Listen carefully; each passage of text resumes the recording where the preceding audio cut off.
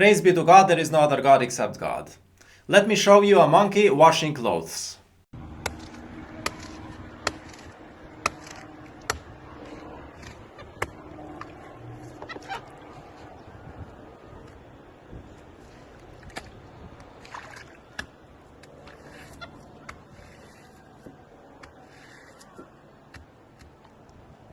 Martín.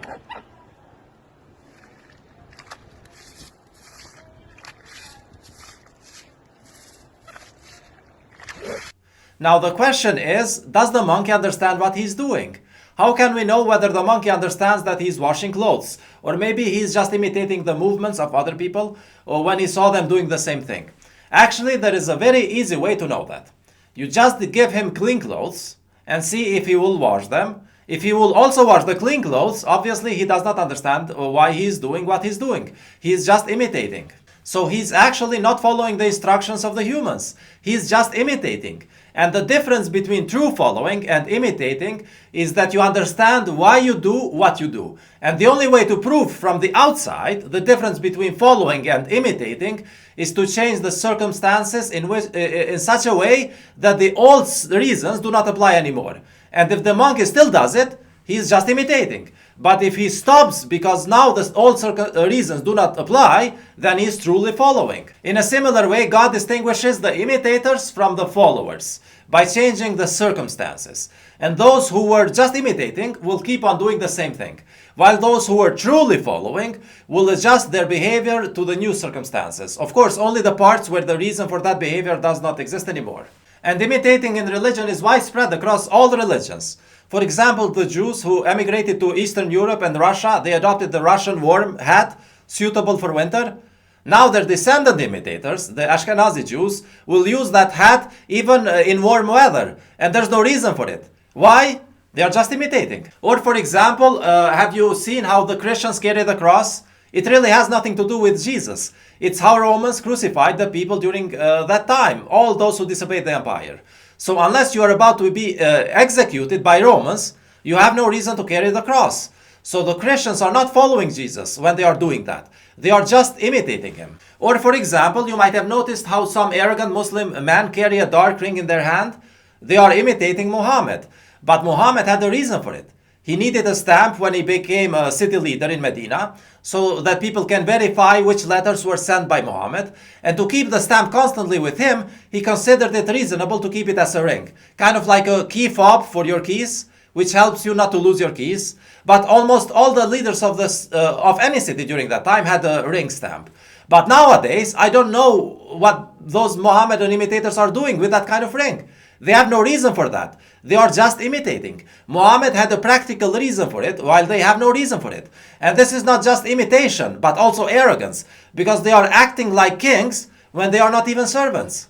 Or for example, you might have noticed some imitators of Rashad Khalifa. They will spend a lot of time counting things in the Quran. Well, Rashad counted the letters because he was a research scientist. That was his professional specialty and strength. I do not understand why the people who are not research scientists try to count other things. Imitators, just imitators, bad imitators. Are they going to waste their life counting when they could spend that time to worship God? Actually, the Quran calls the counting a sin in verse 18 of chapter 70. Had Rashad not discovered the mathematical miracle of the Quran, his counting would have been a sin. And he accepts that he was possessed by the devil when he was doing that. He said that he was in Satan's pocket. But God redeemed him. So unless you discover something new, and that's almost never, your counting is a sin.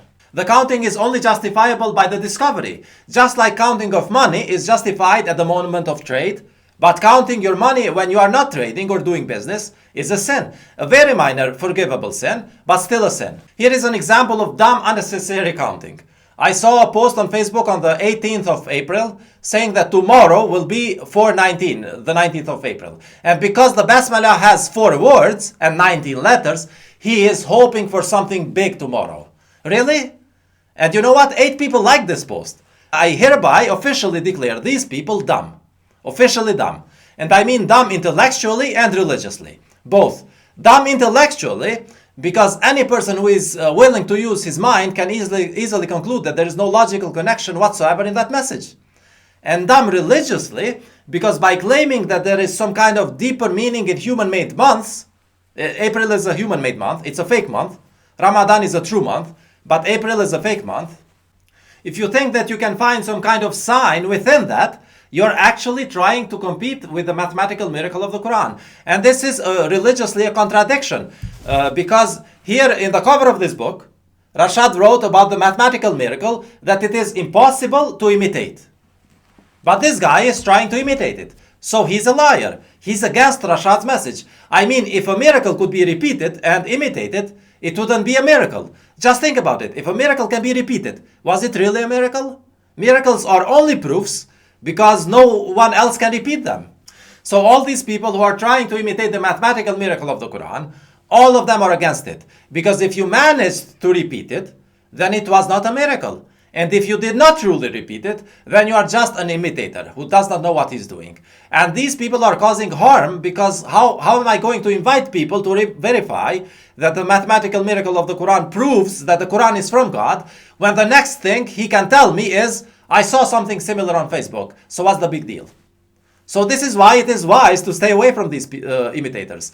They will only hurt the cause. I don't want to debate them. I don't want to convince them. I do not want to have anything to do with them. So let's not be imitators. Let's be followers of the truth from our Lord. Chapter 47, verse 3. Followers of the religion of Abraham. Chapter 2, verse 135. Followers of God's revelations. Chapter 2, verse 170. Followers of the straight path. Chapter 6, verse 157. Followers of God's guidance. Chapter 20, verse 123. Followers of the best path. Chapter 39, verse 55.